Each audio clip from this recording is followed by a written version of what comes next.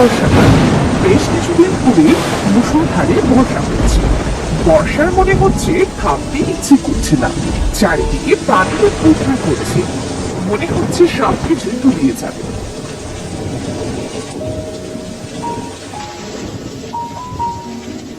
বাবা শুনছো, এবছর তো মনে হচ্ছে বর্ষা আর থামবেই না। বর্ষা না থামলে তোমরা না খেয়ে মারা যাবে। ঘরে তো কোনো খাবার মতো কিচ্ছুটি নেই। হ্যাঁ গো গিন্নি, সেটা তো বুঝতে পারছি। খাবার থাকবে কোথা থেকে? আজ কটা দিন ধরে বর্ষার জন্য কাজে যেতে পারিনি। কি যে করব বুঝতে পারছি না। হ্যাঁ গো, এই বর্ষায় তো কোথাও কাজও পাওয়া যাবে না। আবার কাজ না পেলেও আমাদের যে না খেয়ে থাকতে হবে। যত জানা আমাদের মতো গরিব মানুষের, না পারি ভালোভাবে বাঁচতে আর না পারি মরতে। গিন্নি, এত চিন্তা করো না। দেখো, সৃষ্টিকর্তা ঠিকই একটা রাস্তা বের করে দেবে। তুমি যাও গিয়ে দুপুরের জন্য রান্না বসাও। রান্না? কি রান্না বসাবো শুনি? হয়তো দুটো চাল আর এক মুঠো ডাল ছাড়া যে আর কিচ্ছু নেই। আর ওটুকু চালে আমাদের তো একজনেরই পেট ভরবে না। যেটুকু আছে ওটুকুই রান্না করো, দুজনে ভাগাভাগি করে খাবো। দেখি কাল না হয় কাজের খোঁজে বের হব, কেমন? ঠিক আছে, তাহলে আমি রান্নাটা বসাই, তুমি বিশ্রাম নাও। এরপর রেনু রান্না করতে চলে গেল। রামু বাইরে তাকালো, কেমন বর্ষা হচ্ছে তাই দেখতে। বাইরে উঠোনের এক কোণে তার চোখ পড়লো একটা বেগুন গাছে অনেকগুলো বেগুন ধরেছে। গিন্নি, ও গিন্নি, আমাদের বেগুন গাছে যে অনেকগুলো বেগুন ধরেছে। তাই নাকি গো, তুমি সত্যি বলছো? হ্যাঁ গো গিন্নি, হ্যাঁ সত্যি বলছি। ওই দেখো কি সুন্দর বেগুন ঝুলছে। ওমা, তাই তো দেখছি। তাহলে তুমি সাদাটা নিয়ে গিয়ে কয়েকটা বেগুন তুলে নিয়ে এসো। খিচুড়ির সাথে বেগুন ভাজি খেতে খুব মজা লাগে। হ্যাঁ গিন্নি, কথাটা তুমি ঠিক বলেছ। আমি এক্ষুনি যাচ্ছি। তুমি খিচুড়ি রান্না করতে থাকো, আমি যাব আর আসবো।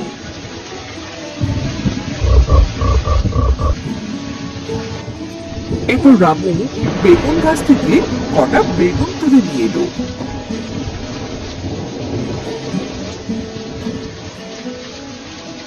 এই নাও গিন্নি, বেগুনগুলো ভাজো। একটু ভাত আর একটু বেগুন ভাজি খেলে কোনো মতে আজকের দিনটা পার হয়ে যাবে। হ্যাঁ গো, তুমি হাত মুখ ধুয়ে বসো, আমি তোমার খাবার নিয়ে আসছি। রেনুর খিচুড়ির সুঘ্রাণ চারিদিকে ছড়িয়ে পড়লো। রেনুদের বেগুন ফুলের মধ্যে ছিল একটা ছোট্ট ফুল। তার নাকেও সেই ঘ্রাণ পৌঁছে গেল। আহ, কি সুন্দর ঘ্রাণ! ঘ্রাণে তো আমার মনটা ভরে যাচ্ছে। কে রান্না করছে? আমাকে খুঁজে সেই ঘ্রাণের কাছে পৌঁছতেই হবে। পরে আর থাকতে পারলো না, পরে আর থাকতে পারলো না। সে ফুল থেকে বের হয়ে উড়তে শুরু করলো। বাইরে মুষলধারে বৃষ্টি। বৃষ্টির বড় বড় ফোঁটা পরে ডানার ওপর পড়লো। তখনই ছোট্ট পরীর ডানা দুটো ছিঁড়ে, আহ, বাঁচাও, কেউ আমায় বাঁচাও, আমি যে মরে গেলাম।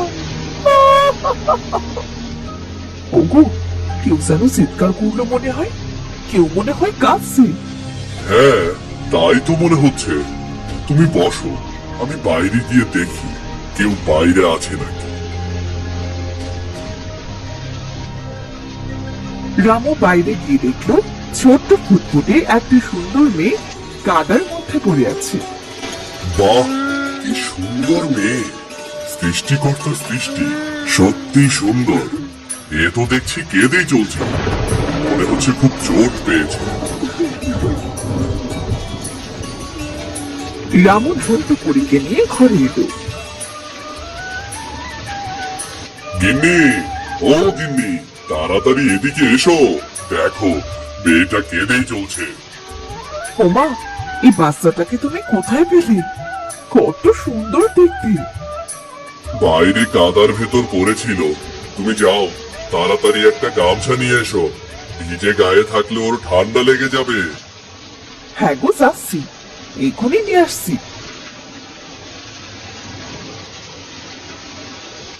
তা তোমার নাম কি? তুমি আমাদের বাড়িতে কিভাবে আসলে? আর তোমার বাড়ি বা কোথায়? এই কথা শুনে ফুলপরির তার পরিবারের কথা মনে পড়ল। ফুলপরি, তুমি তো এখন অনেক ছোট, তোমার ডানাগুলো মাত্র গজিয়েছে, তোমাকে এখন সাবধানে থাকতে হবে। পরিমা, আমি পৃথিবীতে যেতে চাই, পুরো পৃথিবীটা ঘুরে দেখতে চাই। না ফুলপরি, তুমি আরেকটু বড় হও, তোমার ডানাটা একটু শক্ত হোক, আর তারপর তোমার যেখানে ইচ্ছে যেও। না পরিমা, আমি আজই যাব, আমার পৃথিবীতে যেতে খুব ইচ্ছে করছে, কিন্তু তোমার ডানায় যদি সামান্য আঘাত পাও তাহলে তোমার ডানা ছিঁড়ে যাবে, আর ডানা ছেড়ার সঙ্গে সঙ্গে তুমি পরি থেকে মানুষে পরিণত হবে। না না পরিমা, আমার কিচ্ছু হবে না, আমি সাবধানে থাকবো। এটা মনে রাখবে, যতদিন না তোমার নতুন ডানা গজাবে তুমি ততদিন তোমার আসল রূপে ফিরতে পারবে না, তোমাকে মানুষ হয়ে থাকতে হবে। আচ্ছা ঠিক আছে, আমি সব সময় মনে রাখবো। এখন আমি গেলাম পরিমা। ঠিক আছে, সাবধানে থেকো, নিজের খেয়াল রেখো। কি হলো? তুমি কোথায় হারিয়ে গেলে? আমি তো তোমাকে কিছু জিজ্ঞেস করেছি। রামুর কথাগুলো শুনে ফুলপুরি বাস্তবে ফিরে এলো এবং জোরে জোরে কাঁদতে শুরু করলো। আমি কিচ্ছু জানি না, আমার কিচ্ছু মনে নেই। আহ, দেখছো তুমি এটা কাঁদছে, আর তুমি কিনা একসাথে এত প্রশ্ন করছো, ও তো ভয় পেয়ে যাবে। আমি তো শুধু জানতে চেয়েছিলাম ও কোথা থেকে এসেছে, আর ওর বাবা মা কোথায়। আচ্ছা থাক, পরে সবকিছু জানা যাবে। আগে তুমি কান্না বন্ধ করো, তবে তোমার নামটা তো বলো। আমার নাম ফুলি, আমার না খুব খিদে পেয়েছি, আমায় একটু খাবার দেবে? তুমি এখানে বসো, আমি তোমার জন্য খাবার নিয়ে আসছি। ওগো, এদিকে এসো একবার। পরিমা বলেছিলেন মানুষ খুব খারাপ হয়, কিন্তু এরা আমার কোনো ক্ষতি করবে না তো? কি গো, আমাকে আবার ডাকলে কেন? কি হয়েছে? ওগো, ঘরে তো এই অল্প খাবারটুকুই আছে, তুমি আর আমিও তো না খাওয়া, এই খাবারটুকু মেয়েটাকে দিলে আমাদের তো না খেয়ে থাকতে হবে। ও আমাদের কুটুম, সৃষ্টিকর্তা যখন আমাদের ওপর খুশি হন তখনই আমাদের বাড়িতে কুটুম পাঠান। তুমি খাবারগুলো সব ফুলিকে দিয়ে দাও, আর আমি দেখি কোনো কাজের সন্ধান পাই কিনা। রেনু খাবার নিয়ে ফুলপুরিকে দেবার সাথে সাথে ফুলপুরি খাওয়া শুরু করলো, কিন্তু এত অল্প খাবার খেয়ে তার পেট ভরলো না। আমায় আরেকটু খাবার দেবে, আমার খুব খিদে পেয়েছি। আর তো খাবার নেই, যেটুকু ছিল তার সবটাই তোমায় দিয়েছি, আমাদের ঘরে চালও নেই, সে তোমায় রান্না করে দেবো। তুমি চিন্তা করো না, আমি বাইরে যাচ্ছি কাজের সন্ধানে। কাজ পেলে আমি বাজার থেকে সবকিছু কিনে নিয়ে আসবো।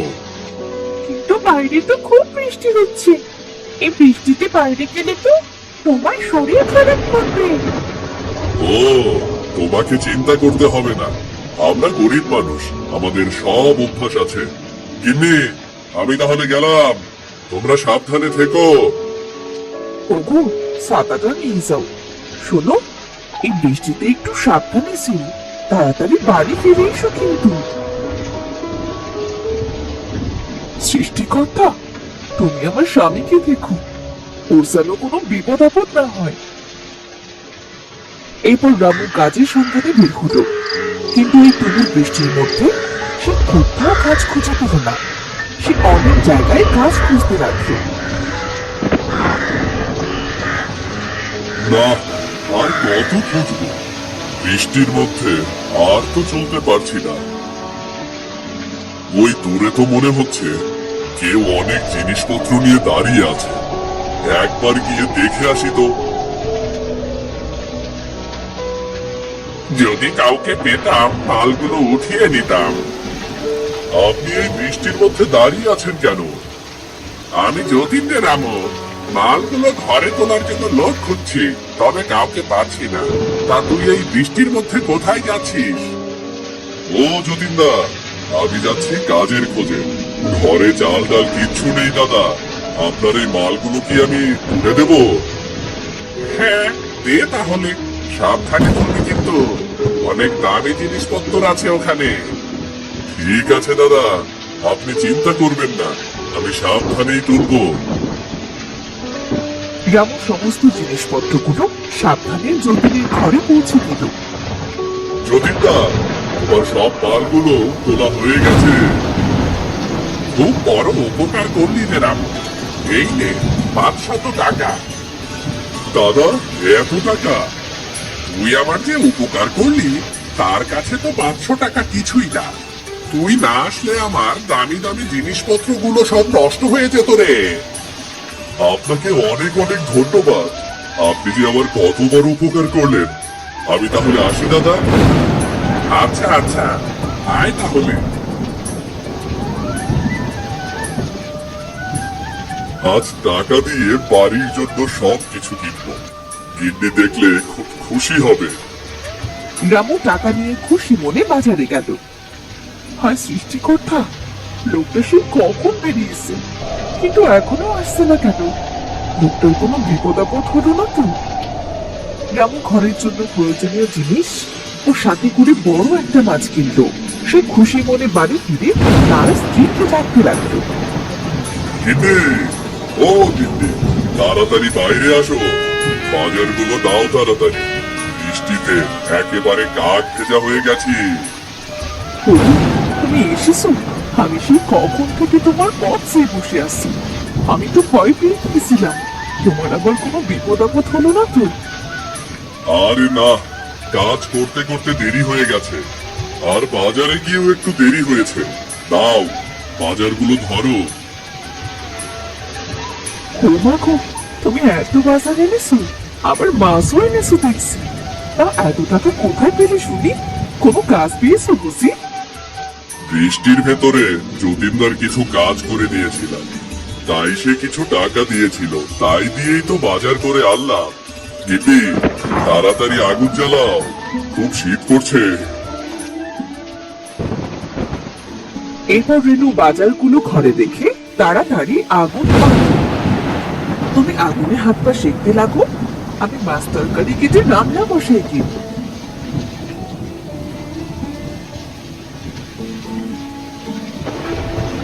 রেনু রান্না শেষে সেদিন তারা তিনজন মিলে পেট ভরে খাবার খেত। আহ, কতদিন পরে পেট ভরে চাটনি খেতে পেলাম গো। সত্যি খাবারটা খুব সুস্বাদু ছিল, আমার খুব ভালো লেগেছে। ফুলি, অনেক তো রাত হলো, তুই গিয়ে ঘুমিয়ে পড়। আমরা এখানে ঘুমাচ্ছি, রাতে কিছু দরকার হলে আমাকে ডেকো। আচ্ছা ঠিক আছে। পরিমা তো বলেছিল মানুষেরা খুব খারাপ হয়, কিন্তু এরা তো খুব ভালো। কত কষ্ট করে আমায় পেট ভরে খাওয়াচ্ছে, কত যত্ন করছে। আমার জানা উঠলে আমার জাদু শক্তি ফিরে পাবো, আর এদের সব কষ্ট দুঃখ দূর করে দেবো। এমন ভাবে বেশ কিছুদিন কেটে গেল। রামু ও তার স্ত্রী ফুলপুরিকে খুব ভালোবাসতো। একদিন সকালে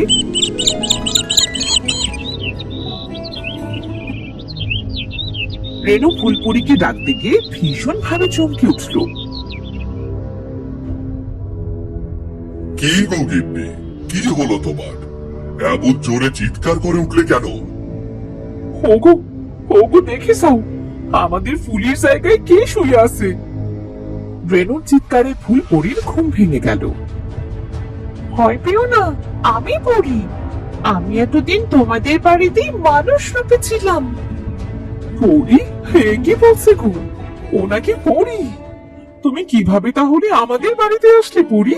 তোমার বাবা মা কোথায়? পরি তখন তাদের সাথে সব কথা খুলে বলল।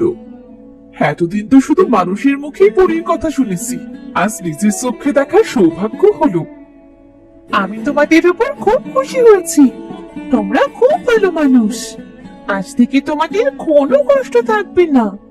এরপর পরি তার জাদু দিয়ে রেণুদের বেগুন গাছটা বড় করে দিল আর গাছে অনেক বেগুনে ভরে দিল। তোমাদের এই গাছের বেগুন কখনো পড়বে না। এই বেগুন বিক্রি করে তোমরা তোমাদের সব দুঃখ কষ্ট দূর করতে পারবে। আর যদি কখনো বিপদে পড়ো আমায় স্মরণ করবে, তখন চলে আসবো আমি। তোমাকে অনেক অনেক ধন্যবাদ ফুলপরি, তুমি আমাদের বড় উপকার করবে। এরপর পরি তাদের দেশে চলে গেল। রামু ও রেণু প্রতিদিন বাজারে বেগুন বিক্রি করতে লাগলো আর আস্তে আস্তে তাদের সব দুঃখ কষ্ট দূর হয়ে গেল।